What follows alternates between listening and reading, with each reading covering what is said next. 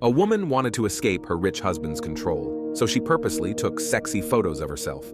Then she pretended to be a thug and sent the photos to her husband, mocking him for never touching his own wife.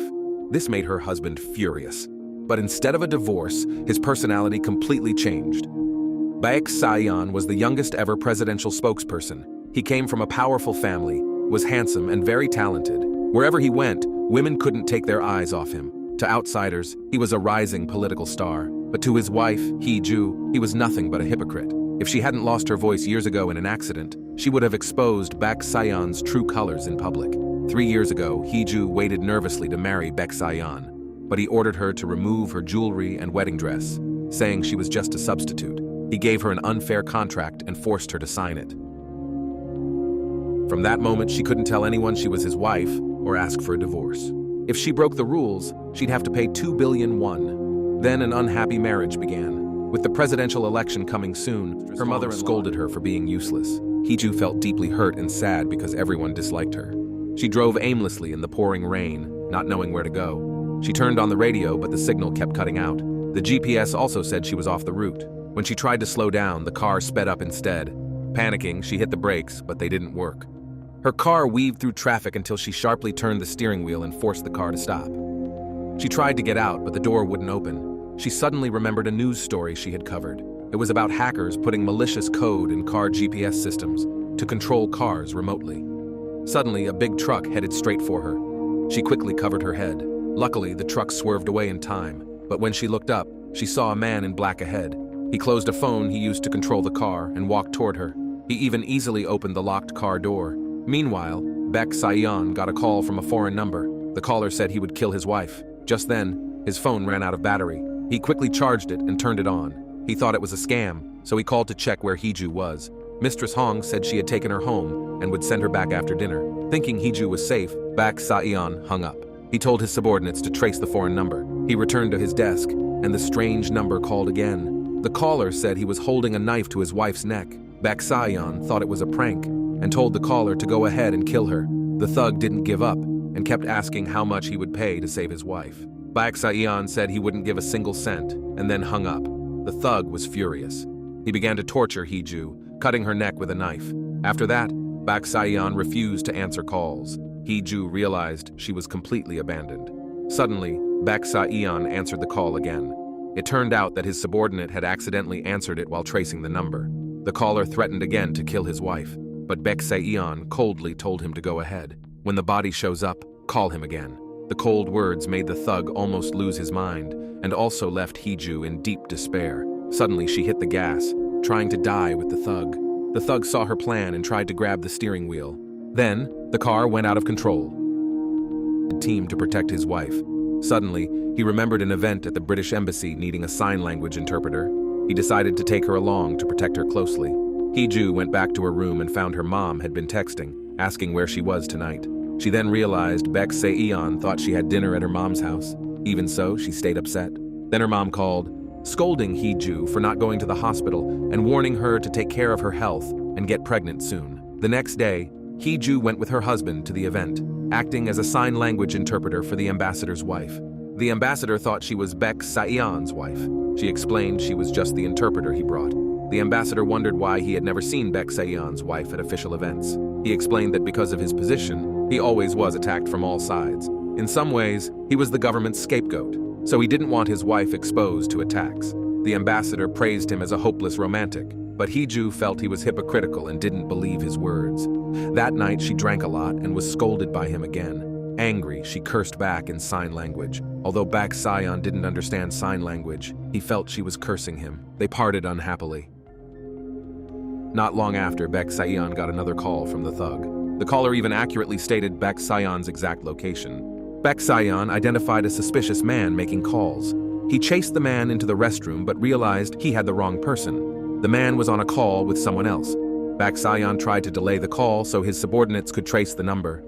Then, the thug said something that shocked him. The thug not only knew Baek Sayan's wife was Hee-ju, but also knew she had replaced another woman to marry him. Originally, Baek Sayan was supposed to marry the eldest daughter of the Hong family, but she ran away the day before the wedding. He ended up marrying Hee-ju, the second daughter of the Hong family, instead. Baek Sayan asked what the thug wanted. The thug demanded he abandon Heju and bring back his original fiancée. If not, he would expose the scandal about his marriage. The scene shifted. On the other end of the call was Heju, hiding in the restroom. It turned out that yesterday, in her rage, Heju had regained her ability to speak. She had survived the car accident, but the thug in the back seat was left in an unknown condition. Heju, tired of feeling helpless, picked up the thug's phone. Because the thug had said that this phone could only call Bak Sa-eon, it had a voice changer and couldn't be traced within 10 minutes, so Heju decided to call Bak Sa-eon and threaten him, forcing him to abandon her. Bak Sa-eon was furious, not just because of the threat, but because Heju got dragged into it. Heju accused him of being a hypocrite. She said his wife was kidnapped yesterday and almost died, but he coldly hung up the phone. Bak Sa-eon then realized Heju had faced great danger. Angry, he punched the wall and swore to catch the thug. After the 10-minute safe call ended, Heju quickly hung up, concerned. Yesterday, he had pushed the kidnappers to turn his wife into a corpse quickly. Bak Sa-eon told Heju she must take guards with her whenever she goes out and also visit the hospital for a checkup. He then asked his subordinates to check the embassy's guest list today and investigate each one. At home, he asked Heju for the car keys and then checked the dash cam, trying to find the thug.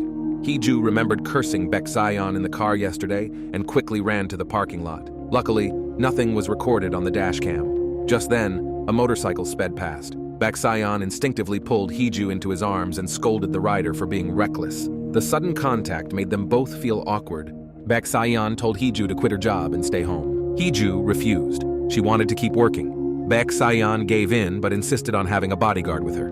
The next day, Heju went to court as a sign language interpreter. The female bodyguard sent by Bak Sa-eon waited outside. After the trial, a psychiatrist fluent in sign language.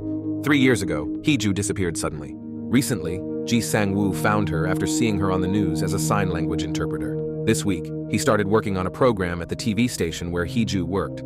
Before leaving, Ji Sang-woo got Heju's phone number. It seemed he had special feelings for her. When Heju got home, her mom came over. She brought herbal medicine and a set of sexy lingerie, pushing Heju to have a baby soon. Heju strongly resisted. Her mom reminded her of the promise she made when she married in her sister's place. If Heju didn't keep the marriage, her dad would be kicked out of the nursing home. Heju didn't dare fight back. She took a bath, dressed up, and waited for her husband. Someone had taken the photo. Hearing his footsteps, Heju got scared and wrapped herself tightly in a blanket. Bak Sa-eon tried to pull the blanket away. Heju held on tightly but couldn't stop him. They stared at each other. Heju turned her head away awkwardly, and Bak Sa-eon gave up checking her thigh. He just told her to attend the sign language interpreter interview at the president's office tomorrow. In the living room, Bak Sa-eon thought about their wedding 3 years ago. He came home to see Heju had prepared a meal and waited so long that she was dozing off. He found her cute and smiled quietly. But when Heju saw him, she quickly drank her wine. Then she tried to seduce him as her mom told her to. Bak Sa-eon noticed her fear and warned her not to act like a puppet around him or follow her mom's orders. After that night, they never got close again. When Heju woke up, she found Bak Sa-eon hadn't gone to work. Unusually, he even made her breakfast. He then asked if the man she met yesterday could be trusted. However, Heju typed words on her phone. He is a good man. After reading this, Bak Sa-eon got angry and left. Heju then visited her mentally ill dad. It turned out that Mistress Hong used the man's medical expenses to force Heju to become her tool for gaining power. Meanwhile, Bak Sa-eon's subordinate found something suspicious from the surveillance.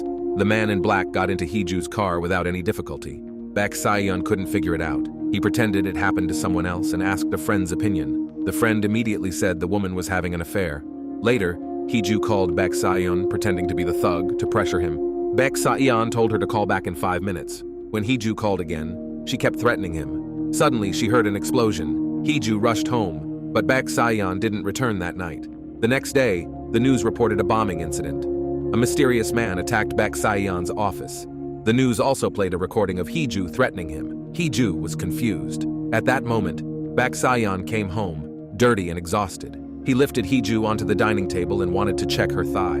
Heju struggled to stop him, feeling the man in front of her was terrifying. But she didn't know Bak Sa-eon had been quietly helping her all along. 3 years ago, Heju's sister threatened Bak Sa-eon to cancel their arranged marriage.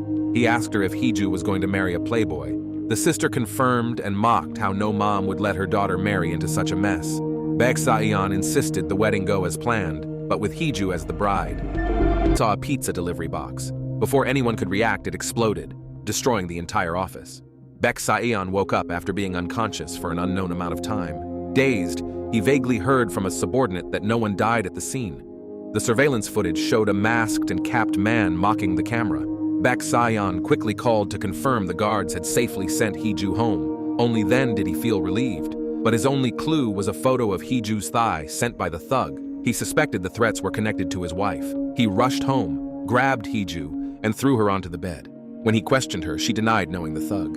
He decided to check her thigh for a mole to confirm if the photo was real. She pushed him away forcefully and scolded him, saying they were both victims. Seeing her pitiful expression, he felt he had misunderstood her. Just then, his phone rang. After apologizing to Hee-ju, he hurried to the study. According to new information, several arson cases nearby in the past 6 months. Baek Sa-eon suspected the culprit was mimicking crimes to mislead the police. He also believed the attacker had an accomplice since one person couldn't plan much because he planned to have dinner with Hee-ju. Coincidentally, Yuri showed up at the same restaurant. She said she was there to eat with her idol, who turned out to be Baek Sa-eon. Baek Sa-eon, pretending to have worked with Hee-ju before, joined their table. During the meal, Ji Sang-woo was very caring toward Hee-ju and used sign language to talk to her. Baek Sa-eon felt jealous and started questioning Ji Sang-woo about everything. Hee-ju, uncomfortable, excused herself to the restroom to escape. Baek Sa-eon then got a call from his subordinate. The police had caught an arsonist, but it wasn't the mysterious thug. The arsonist said he once saw a stray cat's nest blown up late at night and spotted a suspicious young man from afar. Baek Sa-eon started to doubt the young man. After hanging up the phone, Hee-ju stopped him. She accused Baek Sa-eon of peeking at her phone, saying that's why they met so coincidentally. She was also upset about his attitude toward her senior. Watching Hee-ju defend the man, Baek Sa-eon got angry and said she trusted others too easily. He reminded her they'd known each other for 20 years, yet she didn't understand him at all. Before leaving, everything went back to normal. She rushed home, took out the special phone, but heard Baek Sa-eon's footsteps. She made an excuse about buying beer and ice cream to leave. Baek Sa-eon told her to stay home and went out to buy them himself. After he left, Hee-ju used the culprit's phone to call him, demanding he divorce her. They argued back and forth like negotiating at a table. Baek Sa-eon suspected the thug's real target was Hee-ju and said he would never leave her. Hee-ju found it strange that he cared so much about her. When Baek Sa-eon returned, he firmly said he wouldn't divorce. Hee-ju thought he had discovered something, but he explained he didn't want a divorce to ruin his reputation. Then, he wiped the beer foam from her lips, leaving her confused. He told her to prepare well for the presidential office interview. Hee-ju said if she became his translator, everyone would know her face and name, which could be dangerous. Baek Sa-eon thought she was too confident about passing. Hee-ju said she could guess the meaning behind every expression he made, even if she lacked experience. Hearing this, Baek Sa-eon leaned closer and asked her to guess what he was thinking. That night, he slept on Hee-ju's bed. At first, Hee-ju resisted, but after some tricks, she lay down quietly. Once she fell asleep, Baek Sa-eon covered her with a blanket and left quietly. The next day, she woke up from a nightmare. She remembered a car accident when she was a child with her stepfather's kids. The stepfather's daughter became deaf, his son died, and only Hee-ju was fine. Hee-ju's mom feared this would anger her wealthy husband. Under her cruel threats, Hee-ju stopped speaking. At this moment, the thug had taken Hee-ju's father and called her. He knew she took the special phone away and questioned her about it. Seeing her father held hostage, Hee-ju confessed she wanted a divorce. The thug said her goal matched his. He allowed her to use the phone but threatened her with some bloody teeth, warning her not to run away. Hee-ju ran to the hospital, terrified. Luckily, her father was unharmed, and the teeth weren't his. When he woke up, he kept repeating what the kidnappers said, telling her to make a call. On the way to the police station, the police car's radio made strange noises. Hee-ju suddenly realized it was the thug's usual trick. She remembered the bag of bloody teeth, felt sick, and got out to vomit. Thinking of her tragic life, Hee-ju wondered what the point of living was. The police cleared the way. Baek Sa-eon stepped out of his car and walked toward her. The police asked about their relationship. Baek Sa-eon didn't hide it anymore and said they were married.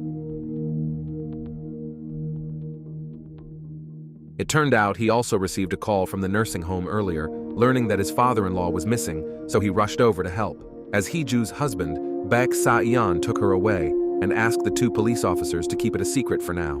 In the car, he said he had left his number at the nursing home, so they called him. He planned to move her father to a new nursing home later. Hearing this, Hee-ju broke down crying. For the first time, Baek Sa-eon heard her voice. He was shocked at first, then half secretly taking pictures. Chairman Bayek wanted to publish the photos to boost his campaign by using his son's status. Bayek Sayan warned his father not to use dirty tricks to force him into the election. Angry, Chairman Bayek threw a cup at them. He rushed forward, grabbed Beksayan's collar, and warned him that his arrogance would not end well. Beksayan even suspected the thug harassing him were sent by his father. He reminded his father that it was thanks to his grandfather that he could run for president. Whether he could be elected depended on his real ability. After speaking, he pulled Hee-ju away. Hee-ju tried to free her hand. Beksayan did not let go and took her back to their home. Then he got a call from his subordinate and told Hee-ju to go upstairs. The call revealed the teeth found at the nursing home were fake, and the blood was from animals. Meanwhile, Hee-ju thought about her day. She felt unsure and decided not to make another threatening call. She wrapped the thug's phone and threw it in the trash. Then, the colleagues from the Sign Language Center sent her good wishes for passing the presidential office test.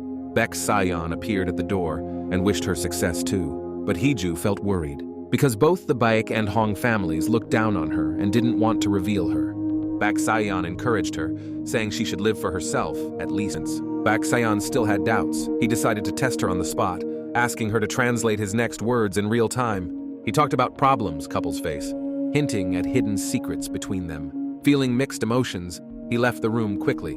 He remembered Hee-ju had said no one was better for the job than her, but he never expected her to know him so well.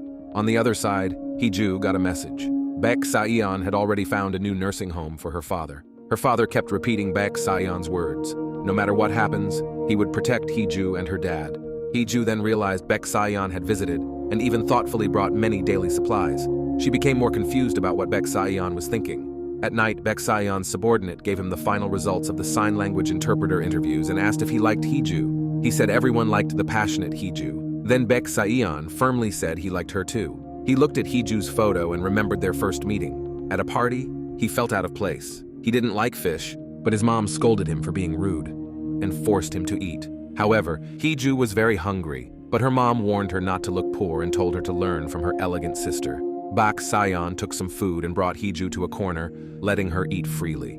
He introduced himself, and Hee-ju wrote her name in his palm. From that moment, their connection began. When the bride changed to Hee-ju, Beksayan felt very happy.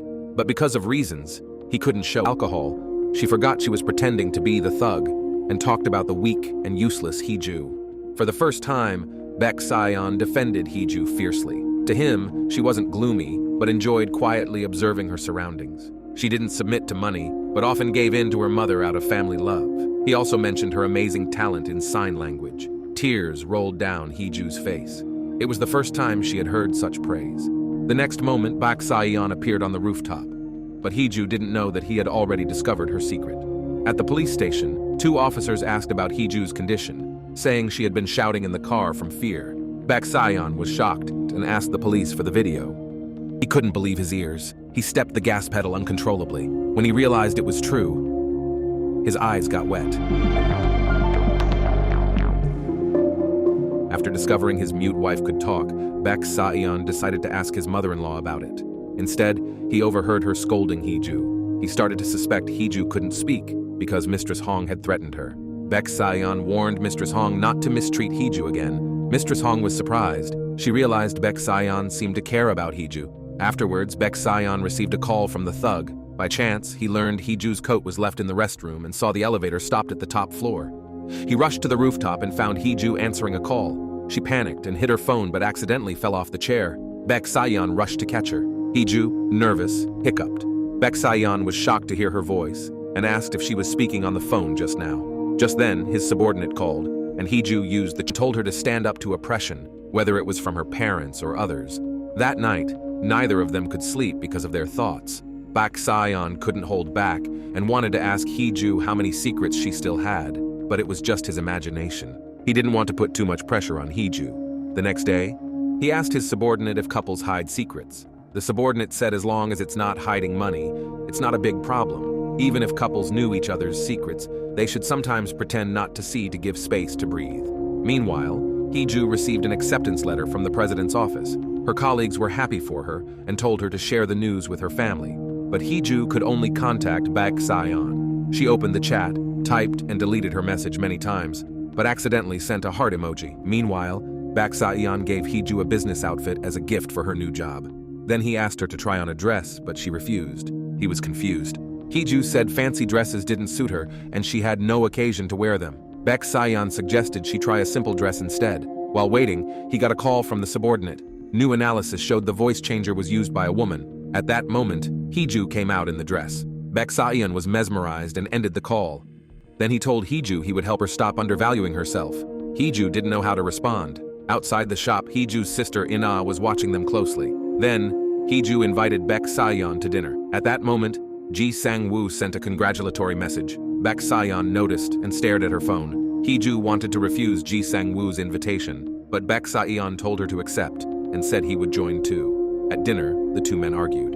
Heejoo stopped their conversation. Ji Sang-woo mentioned Heejoo's dream of becoming a host. In college, he fell for her at first sight at the broadcast room. Nayuri teased that they might have a romantic past. Baek Sayeon got angry and argued with Ji Sang-woo again. Heejoo left for the restroom to avoid them. Suddenly, she got a message from Ina asking how she was doing, which made her nervous. When Heejoo didn't return, Baek Sayeon went to find her. On the street, he saw two sisters and thought of young Heejoo and Ina. Back then, he often tutored Ina. Heejoo always sat nearby, passing messages for her sister. Kind Heejoo would turn harsh scolding into encouragement. Just then, Heejoo called Baek Sayeon, pretending to be the thug again. Baek Sayeon shared his guess. Years ago, Chairman Hong's son died in a car accident. His daughter lost her hearing, but Heejoo was fine. Mistress Hong might have feared blame and made Heejoo pretend she couldn't speak. Heejoo was shocked he figured it out, but also wondered why he cared so much about her. Suddenly, a car sped toward Baek Sayeon. Heejoo shouted his name and pushed him away, saving him. After treating Heejoo's wound, Baek Sayeon cautiously asked if she had spoken earlier. When she denied it again, he encouraged her to be her true self. The next day, Heejoo started work officially. Baek Sayeon, using work as an excuse, began learning sign language with her in private. They started spending more time together. In the evening, the team had a dinner to welcome the new employee. Baek Sayeon also showed his friendly side. When Heejoo went to the restroom, she remembered the call from the thug yesterday. It turned out the car that almost hit Baek Sayeon was driven by the thug. The thug warned Heejoo to divorce quickly, or her true identity would be exposed. Heejoo felt troubled, unsure if she should tell Baek Sayeon the truth. Meanwhile, the team restored the real voice from the voice changer. Baek Sayeon listened and realized the voice sounded like Heejoo's. He asked the subordinate to compare the recording with the car's dashcam audio. That night, Baek Sayeon got very drunk. Heejoo helped him home but accidentally fell, ending up kissing him. Just then, Baek Sayeon woke up. Heejoo's mind went blank and didn't notice his phone receiving a message from his subordinate. The two voices had a 99.99% match. The bombing and the nursing home incident were done by others, but Heejoo couldn't have been an accomplice. For the first time, Baek Sayeon felt defeated. He always thought he could stay calm and avoid traps, but this time, even with all the clues, he refused to believe it. Thinking of Heejoo's recent provocations, he couldn't hold back anymore. During the sign language class, angry Baek Sayeon changed the lesson content. He insisted on learning how to say, "I forgive your sins," but after a few tries, he lost patience. Forgiveness wasn't easy after all. Baek Sayeon grabbed the materials and left in a hurry. Suddenly, a piece of paper fell. It showed the sign language Heejoo wanted to teach him. On the other side, Mistress Baek was drinking sadly. 20 years ago, on this same day, she locked her son in that villa because of her father-in-law's decision. She still couldn't let it go. Meanwhile, Ina sent another message. Heejoo couldn't avoid her and went to meet her. By now, Ina had regained her hearing through surgery on purpose. One group photo accidentally fell out. Ji Sang-woo clearly remembered 3 missing kids, but the nun said there were 4 missing. The 4th boy was the older twin. At the same time, the thug got a message to act that day. Baek Sayeon had no idea danger was coming and was lost in happiness. The event soon started. Baek Sayeon volunteered to team up with Heejoo. Heejoo then showed a totally different side. She led Baek Sayeon to win the first game. With great teamwork, they also won the 3-legged race. Baek Sayeon happily lifted his wife to celebrate. All the colleagues were shocked. As the winner, Baek Sayeon chose a photo with Heejoo as the prize. Later, everyone went hike together. On the way, Baek Sayeon took good care of Heejoo. Afraid she'd feel cold, he gave her his jacket. At the top of the mountain, the team took a group photo. Suddenly, some tourists recognized Baek Sayeon and asked for photos with him. Heejoo was pushed to the edge of the railing. With a scream, she fell off the cliff. Baek Sayeon was extremely anxious. Night fell, and Heejoo woke up from a coma. She remembered someone had pushed her. She was scared and wanted to call for help. but her phone was broken. Luckily, the thug's phone still worked. However, the phone was modified and couldn't call the 911 or emergency services, only Baek Saeon. Baek Saeon got the thug's call and shouted, "Heeju!" Then he quickly pretended to ask the thug how Heeju was. Heeju told him to come and take his wife's body. Baek Saeon deliberately mentioned there was a flare in Heeju's bag. Following his instructions, Heeju gave her location. After seeing the fireworks, Baek Saeon encouraged Heeju and quickly ran to her. When Heeju was close to death, she thought of Baek Saeon. Since she was little, when everyone ignored her, Baek Saeon came to her. When she was scared, Baek Saeon